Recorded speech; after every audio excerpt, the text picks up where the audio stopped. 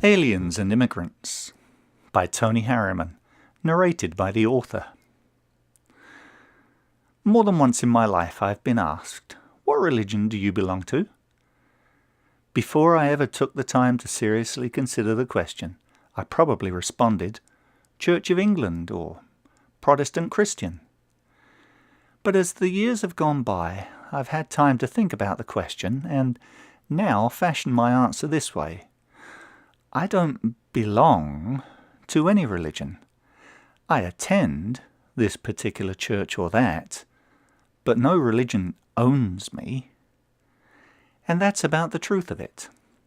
I may share views and beliefs with a larger group, but at the end of the day, I and others like me are the ones who actually keep the church afloat, not the other way around.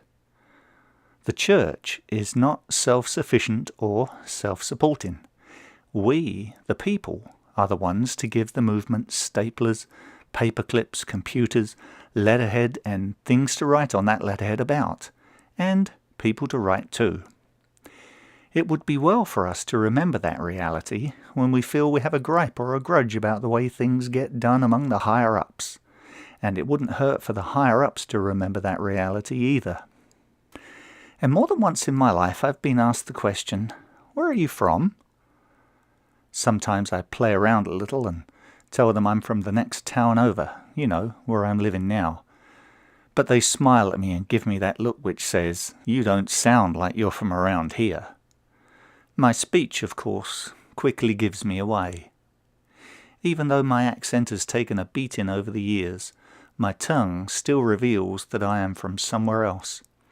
My kids think I'm still a little out there, but we'll talk about that some other time. Anywhere in Europe, my appearance could place me as being from just about any European country. I look more or less like everybody else. But then I open my mouth, and everyone can tell they have to speak a little slower and to treat me a little differently, 'cause I ain't from around here. I've visited many countries across Europe. Some I liked better than others, mainly because it was easier to navigate in places where you can kinda make out what the signs are saying. I had an easier time in French-speaking countries, having been exposed to much of the language through the catering schools I attended as a young man. When I spent time in Sweden, well, that was a whole different ballgame. I barely understood a word. Reading a map was difficult because there was nothing to pin words to. They had no sound or spelling I could relate to. I loved the French-speaking portion of Belgium and was sad to leave when the time came. Another country that attached itself to me was Hungary. To this day I have no real understanding of the language, but that didn't matter. I loved the people, the architecture, the ambience, and what little I could find out about the history. The neighbouring countries of Slovakia and the Czech Republic, formerly known as Czechoslovakia, were full of people with big hearts. No one I met was lacking in generosity. I've also spent time in much of the Caribbean, one of my favourite places on the planet. If I had to go into exile, any one of the Caribbean islands would suit me fine. Thank you very much. Yes, it's hot, but who cares? Put on a pair of shorts and find some shade. Hurricanes? They come, they go, you rebuild. I mean, seriously, it's been more dangerous to live in the southern USA over the past couple of years than in the Caribbean. Not typical? Okay, I'll give you that, but moving on. A large portion of my life has been lived in the USA, and I've loved it. I love the diversity of terrain, culture, subculture, good subculture, the many flavours of weather, the beaches, the mountains, the deserts, and of course the people. There are people who make their home in the USA from every country on the planet.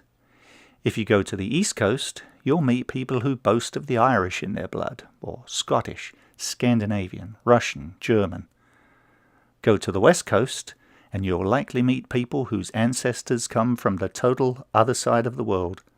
Japan, Korea, Malaysia, Thailand, Vietnam.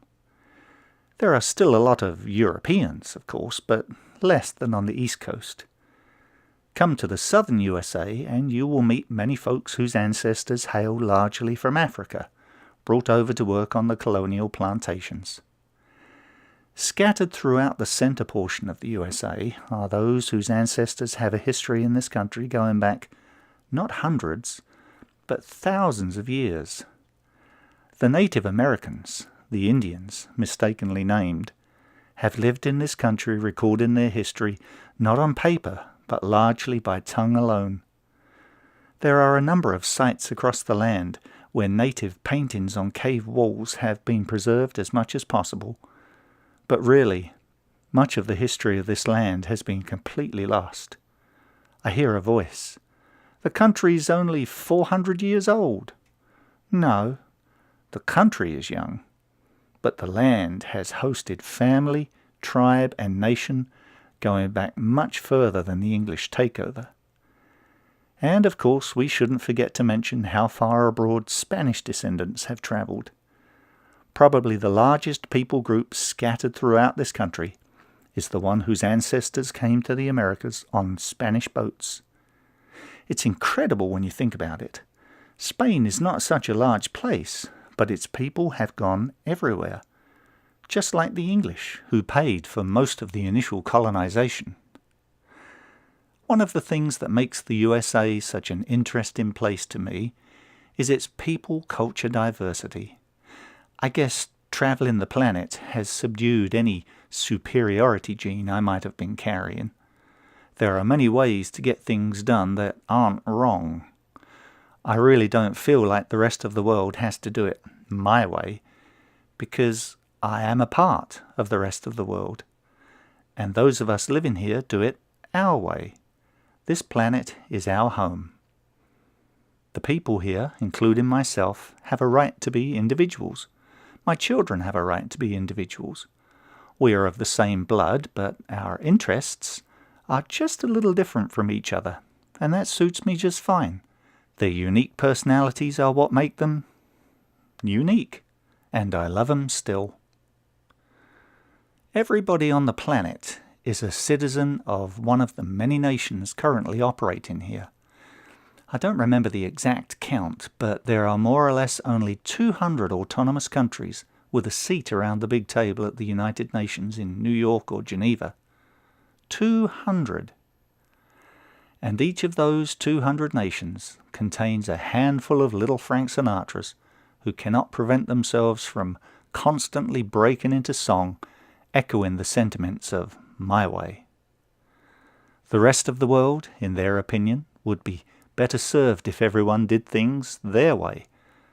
The world, they say, should speak one language, exercise one religion, one set of traditions. They believe we should all dress the same, have similar education and system of law, and on and on and on. These people have no real concept of how music works.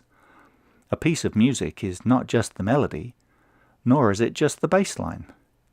Music is a carefully crafted mix of notes, rhythm, and tempo. And music appears to have no end of possibilities, each composition appealing to perhaps a different set or more of people. It's no wonder the world is always ill at ease. No man, woman, or, especially, child, is willing to be bullied into conformity of any kind, and quite right too. I suppose it would be good for us to realize that we are all aliens and immigrants. No matter where we live, our ancestors came from somewhere else, originally. Our ways are no better than anybody else's. My way may be different from yours. My way might be cleaner, more ethically or morally sound. And then again, it may not be. Who shall be judge? The majority? Those with more money, more position, more clout? Will it really be just the fittest that survive? Better hope that the fittest are on my side of the border.